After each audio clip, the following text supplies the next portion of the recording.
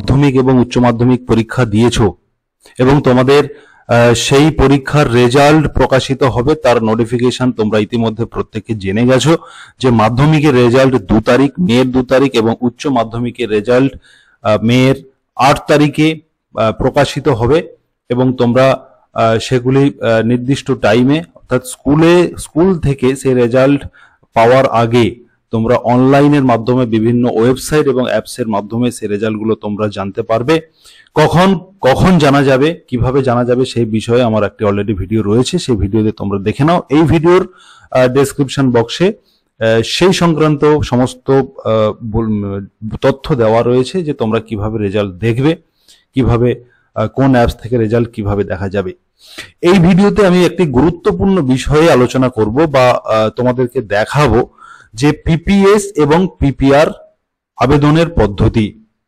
তোমরা অনেকেই জানো বিগত দিনগুলোতে যেটা ঘটেছে যে অনেক ভালো স্টুডেন্ট তারা ভালো লিখেছে খাতায়, পরীক্ষার খাতাতে ভালো লেখার পরেও, ভালো পরীক্ষা দেওয়ার পরেও দেখা গেল যে তাদের রেজাল্ট পাবলিশ হওয়ার পরে তারা দেখলো যে তাদের আশানুরূপ রেজাল্ট হয়নি। সেক্ষেত্রে কিন্তু তারা যদি মনে করে যে তাদের সেই খাতাকে স্ক্রুটনি বা রিভিউ যদি করতে চায়, তাদের নাম্বারকে বাড়ানোর জন্য যদি আরো একবার খাতাটাকে দেখার জন্য যদি তারা আবেদন করতে চায়, বা তাদের যে খাতাকে কাটার সময় তাদের প্রত্যেকটা উত্তরে যেভাবে মার্কস বা নাম্বার দেওয়া হয়েছে সেই মার্কস নাম্বারের কোনো কাউন্টিং এ যদি ভুল থেকে যায়, সেক্ষেত্রে তারা যদি মনে করে যে আমরা নাম্বারটা আমার বাড়বে, এমন যদি পরিস্থিতি তৈরি হয় বা তারা মনে করে, তাহলে সেক্ষেত্রে পিপিএস এবং পিপিআর এই দুটো কিন্তু করা যাবে, যেটাকে স্ক্রুটনি বা রিভিউ বলা হচ্ছে।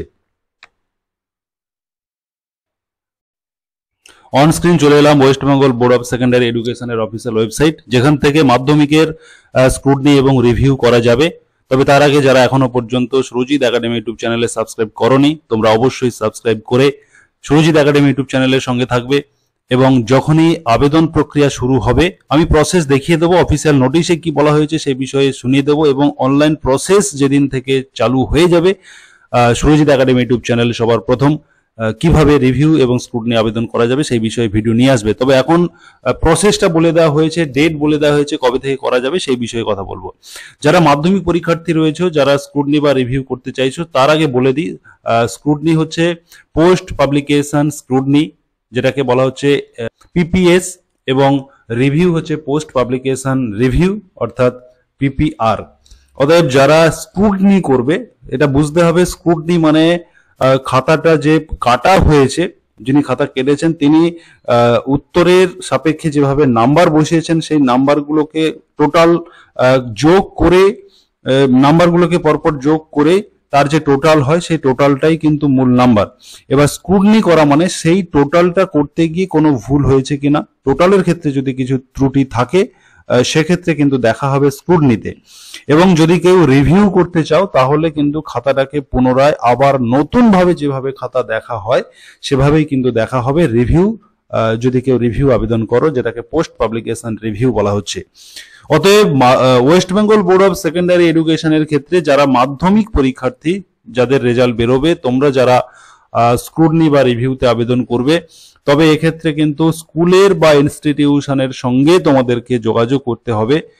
রেজাল্ট মাধ্যমিক ক্যান্ডিডেটের ক্ষেত্রে যে কাউন্সিলের যে নিজস্ব ওয়েবসাইট রয়েছে wbchse.wb.gov.in, এই অফিসিয়াল ওয়েবসাইট থেকে স্ক্রুটনি বা রিভিউর আবেদন করা যাবে। তবে উচ্চ মাধ্যমিকের ক্ষেত্রে অ্যাপ্লিকেন্ট বা ক্যান্ডিডেটরা কিন্তু নিজেই আবেদন করতে পারবে এই অফিসিয়াল ওয়েবসাইট থেকে। এক্ষেত্রে কিন্তু ওপেন অনলাইন সিস্টেমে করা যাবে। উচ্চ মাধ্যমিকের ক্ষেত্রে কিন্তু ইনস্টিটিউশন এন্ড থেকে অ্যাপ্লিকেশন করতে হবে, এটা কিন্তু আমি আগেও বলেছি, আবারও একবার মনে করিয়ে দিলাম। তার আগে একটি অফিসিয়াল যে বিজ্ঞপ্তি রয়েছে, যে স্ক্রুটনি রিভিউর ক্ষেত্রে যে অফিসিয়াল বিজ্ঞপ্তি রয়েছে সেটা আমি তোমাদেরকে দেখাবো যারা স্ক্রুটনি বা রিভিউ করতে চাইছো। এক্ষেত্রে কিন্তু এখানে পরিষ্কার করে বলা রয়েছে যে এই বছর অনলাইন তৎকাল পোস্ট পাবলিকেশন স্ক্রুটনি অর্থাৎ তৎকাল এবং নরমাল দুটো প্রসেসে উচ্চ মাধ্যমিক ক্যান্ডিডেটদের ক্ষেত্রে আবেদন করা যাবে স্ক্রুটনি এবং রিভিউ উভয় ক্ষেত্রে। তৎকাল হচ্ছে আবেদন করার হয়তো বা 24 থেকে 48 ঘন্টা কিংবা 72 ঘন্টার মধ্যে এই রেজাল্টটি পাওয়া যাবে তৎকাল প্রসেসে যদি কেউ পিপিএস বা পিপিআর করে থাকে। সেক্ষেত্রে কিন্তু আলাদা করে ডেট দেওয়া হয়েছে 10 মে 2024 থেকে শুরু হবে, দুটোর থেকেই অ্যাপ্লিকেশন করা যাবে এবং 13 মে 2024 মিডনাইট পর্যন্ত অর্থাৎ 11:59 আগে এই অ্যাপ্লিকেশনটি করতে হবে যারা তৎকাল পোস্ট পাবলিকেশন স্ক্রুটনি অর্থাৎ পিপিএস এ যারা আবেদন করতে চাইবে।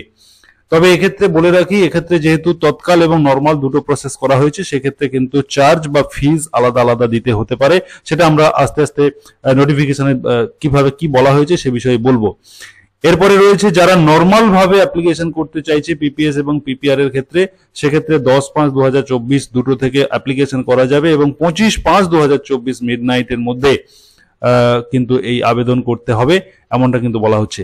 এখানে বলে দেওয়া হয়েছে যে wbcac.app.wb.gov.in এই অফিসিয়াল ওয়েবসাইট থেকে ওয়েবসাইটটি ওপেন করে নেওয়ার পরে যে স্টুডেন্ট পোর্টাল রয়েছে স্টুডেন্ট পোর্টাল থেকেই কিন্তু আবেদন করা যাবে।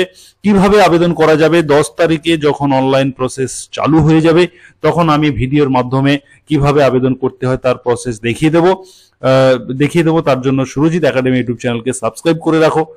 তখনই কিন্তু সঙ্গে সঙ্গে 10 তারিখেই যখনই দুটোর সময় অ্যাপ্লিকেশন শুরু হয়ে যাবে আমি ভিডিও করে সবার প্রথম চ্যানেল আপডেট করে দেবো। এরপরে যে আরেকটি বিষয় দেখাবো সেটা হচ্ছে যে দুটো যেহেতু নর্মাল এবং তৎকাল দুটো প্রসেস করা হয়েছে পিপিএস এবং পিপিআর এর ক্ষেত্রে, সেক্ষেত্রে টাইমটা বলেই দিলাম।